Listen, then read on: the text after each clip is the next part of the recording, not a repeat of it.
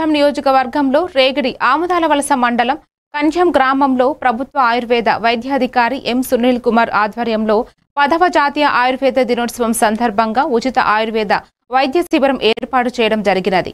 ఆయుర్వేద పితామహుడు ధన్వంతరి చిత్రపటానికి పూలమాలలు వేసి ఘనంగా నివాళులు అర్పించి ఆయుర్వేద వైద్యం యొక్క గొప్పతనాన్ని తెలియజేశారు.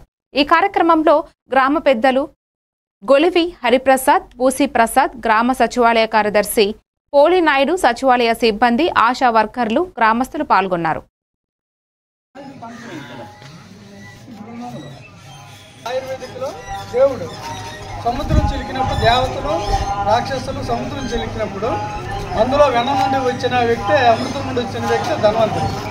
ఈయనేమో ప్రజలను బాగు చేయడం, ప్రజల తాలూకు జబ్బులు తగ్గించడానికి, అందరూ ఆరోగ్యంగా ఉండాలంటే ఈ మెడిసిన్స్ ఏంటంటే ఇవ్వాలి, ఆయుర్వేదికలో ఏమేమి ఇవ్వాలని ఆయన నేర్చుకొని మనందరికీ తెలియజేసి విశ్వనాథ్ గారు తయారు చేసి ఈ భారతీయ వైద్యం ఆయుర్వేదాన్ని డెవలప్ చేయడం జరిగింది.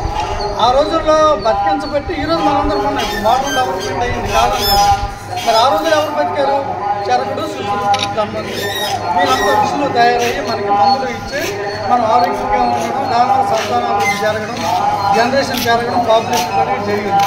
అయితే ఆయుర్వేదిక్ అనేది సైడ్ ఎఫెక్ట్ లేకుండా ఉన్న మన మెడిసిన్ అంటే ఇదే. ఇది ముడుకున్నప్పుడు ఏదవనియండి పూర్తిగా నార్మల్కి వచ్చే రోజైతే లేదు. షుగర్ తగ్గదు, బీపీ తగ్గదు, నిత్యం మందులు వాడుతూ ఉండాలి. అలాంటప్పుడు సైడ్ ఎఫెక్ట్ లేని ఆయుర్వేదిక్ వాడడం అనేది బెస్ట్. మనకి ఖర్చు ఉండదు. ఊళ్ళో వెళ్ళట దగ్గర కూడా డాక్టర్లు, హాస్పిటల్స్ ఉన్నాయి, మెడిసిన్ సప్లై కూడా ఉంది కనుక మనం దీన్ని వాడుకోవడమే కరెక్ట్. ఇప్పుడు ఇలా మెడికల్ క్యాంపులు దండం రోజు మిగతా చాలా రోజులు పెడుతున్నాము. మీరు సద్వినియోగం చేసుకోండి, మందులు వాడండి, విసుగుపోకండి.